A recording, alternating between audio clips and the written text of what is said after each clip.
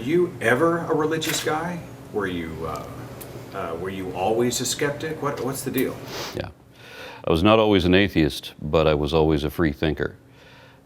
Even when I was Christian, I didn't know the requirement of faith. I didn't know the true nature of faith. I didn't know that faith was something that you assumed for no reason, maintained against all reason to the contrary.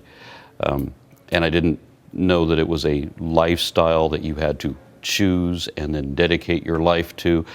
I thought that religion was a category of whatever opinion you happened to hold at that time, and that it was subject to change as necessary. I didn't know that you were forbidden to change your mind by your religion.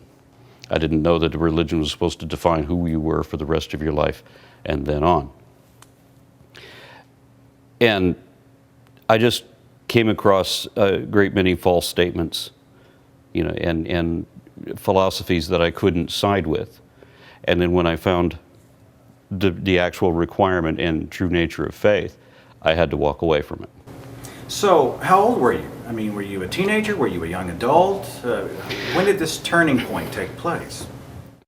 Well, I don't know that I can call it a turning point, because as I said, I've had what you would call religious beliefs, several different ones, but I never had a single turning point. I mean, you have a list of claims, and then you start examining them, and one by one by one you weed them out, and it's a process. And the final straw for me was, there was a point in my life when I used to believe all these fantastic things, urban legends and spirit photography and astral projection and all sorts of incredible claims. Once upon a time when I was a kid, there was no way to check into these things. You had to offer the benefit of the doubt and accept as true whatever you're being told, because there's no way to prove that it is not true. Well, of course, that's backward from what it should really be. You should accept that any number of things may be possible, may even be real, and you can be open to that. But you cannot express that anything actually is real until it has been sufficiently verified or substantiated. So I was taught to have the opposite philosophy of what I actually did have. And I just couldn't reverse that. When I was told that I had to believe, that I had to make myself believe, when I had to quell doubts and force belief, that's inherently dishonest. What drives you? Some people, they're skeptics, but there's something about you. You started a YouTube page. Where did that fire in your belly come from? What's the catalyst for that? I don't like being lied to, and I especially didn't like being lied to as a child. And for the most part, most of the secular thinkers that I've encountered, truth really is their big issue. When you make a statement, it better be accurate. You have to be able to check the figures, and you can't get away with nonsense. With creation teaching in school, it's all nonsense. It's not just the stuff that can't be verified, where they make claims that are outrageous, that are without parallel, that are without precedent, that we can't even say that these are possible. We have to assume at the onset that everything is possible, and therefore it's possible that monkeys might come out of my ass. It's ridiculous. In science, you might hold that things might be possible if they've been shown a precedent that this is possible. Otherwise, there are certain things that we hold that are physically impossible. Not everything is possible until you can prove that it is. And as I said, I just didn't like being fed misinformation. And when I can show that the teacher is wrong, when I can show that the textbook is wrong, and I can get scientific backing to show that these things are wrong, then I shouldn't be taught them. Do you feel like you're making a difference? You're involved where? YouTube, you speak, you've been involved in conventions. Flesh that out for me real quick. What kind of things are you involved in? And do you feel like that any inroads are being made? Yes, I think inroads are being made. I get, surprisingly, I get a lot of very positive emails. I really do. And it's very encouraging. I do not get money for what I'm doing. I may speak somewhere, I may get a plane ticket, I may even get a hotel out of it, but I don't ask for fees. This is my political motivation. What I see is living in a city that has more mega churches than any other city in the U.S., and the U.S. is already one of the most religious first world countries there is. I see people going to church 2 or 3 times a week. I see massive stadiums of tens of thousands of people that are all listening to whatever the unqualified claims are that are coming from the podium. And again, we can show that the claims are wrong, but here we have tens of thousands of people that are absorbing this for free, and they're paying for it. And so when you talk about a scientific education, what does that involve? I mean, you have to pay out a fortune. You have to be highly intelligent to get it. You have to invest huge amounts of your time. You're looking at a decade out of your life, perhaps, if you're going for an advanced degree. But what do you have to have for creationism? And you pay them for creationism. So it's a huge money-making operation where we have, I think we counted from one house to another house, just visiting friends down the highway, we counted something like a half a dozen gargantuan mall-sized churches. And these people are making what? $10, $20 million a year, at least, you know? And it's absurd. And what is it that they can say that anything that they've advertised that is actually real? Okay? You can't talk about charity. I'm looking at a megachurch that cost many millions of dollars just to build. Much more efficient use of funds than that. And we still have people that you go to do missionary work and you're not actually feeding anyone, you're lying to them. That's it. You're telling them to put their hands together and imagine that they're going to have food. Sorry, it's a failing syndrome. There's not anything that they can show that is actually correct, that they can show is actually correct. And there's a whole lot that can be verified that has all been proven wrong. What is completely missing is the third category. There's nothing that they claim that either can't be proved. I'm going to give up on this one. I'm walking myself in a circle on this. There are 2 categories only for their claims. Unsubstantiated assumptions, which cannot be verified, and as I said, are not indicated and cannot be vindicated by anything. And the other set of claims, which are testable and have all been proven wrong conclusively.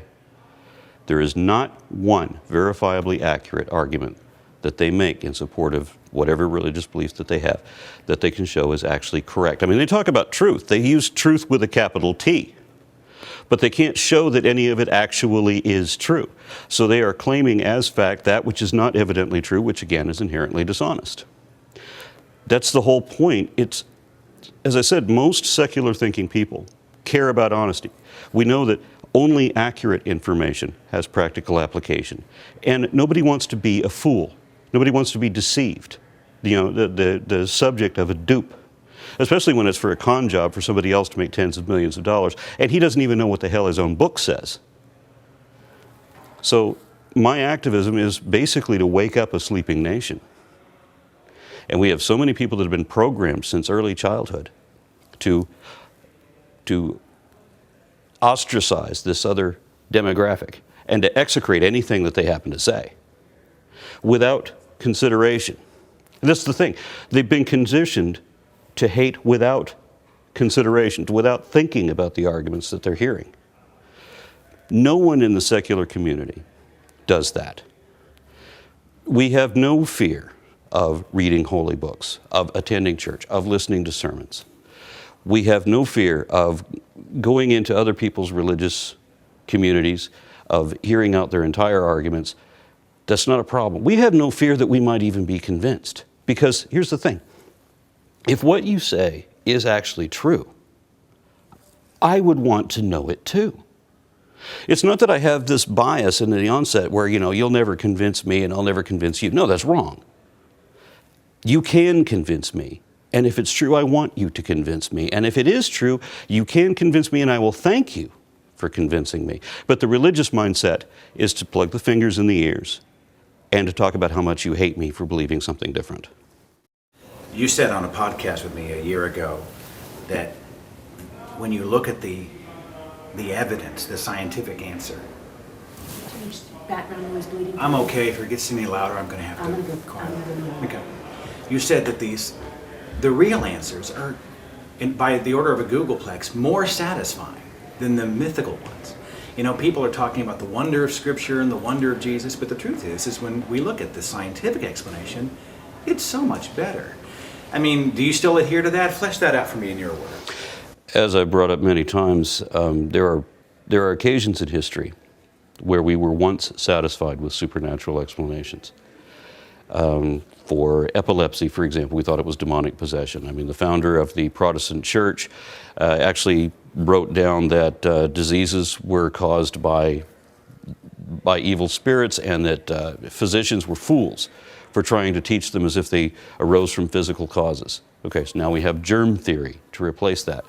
And of course the volcano gods leading to tectonic movement, and all the beliefs that we used to have about the comets and the motions of the star. Now we know about astronomy. And each of the times that we actually made progress didn't happen until we rejected the supernatural explanation and started looking for the real answer. And in every occasion, the real explanation, once discovered, was a whole new field of study not previously imagined. So it isn't just that the answers are better, it's that the questions have value, because we are going to find an answer, not make one up. The one we made up have always been wrong. Let's finish with, where do you think there's hope for? I mean, we'll never get rid of religion, but do you feel like the tide is turning? I mean, are you seeing inroads being made? Do you see positive results? Let's end on a high note. Do you see any encouragement? What lights you up?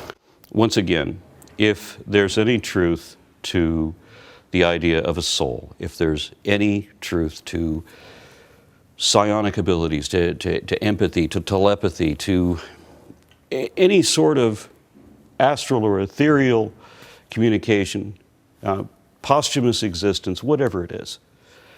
If there's any truth to that, I want to know it. And I wouldn't tell people that you can't believe it. I would never tell anybody you can't believe something. But if you're going to tell me to believe it, you're going to have to substantiate it. I will give you the benefit of the doubt when that's possible. But otherwise, I need to see the goods. What do you enjoy most about what you do? I mean, what do you come home and you tell her, you're like, wow, this happened today. I mean, are there times when you think, wow, I'm tremendously privileged to be able to do what I do? I'm very happy to say that people write me often to tell me that something that I've said has been something that they thought that they never expressed, or that they felt alone, that other people did not express these things. Or maybe I clarified something that they've never realized. I mean, as I said, the volume of email that I get is, on the whole, predominantly positive, and sometimes it's genuinely moving. There's a list of, I don't know, a few dozen comments that I've had emailed to me that I would like to have posted at my wake. This is the way I would like to be remembered. Thank you.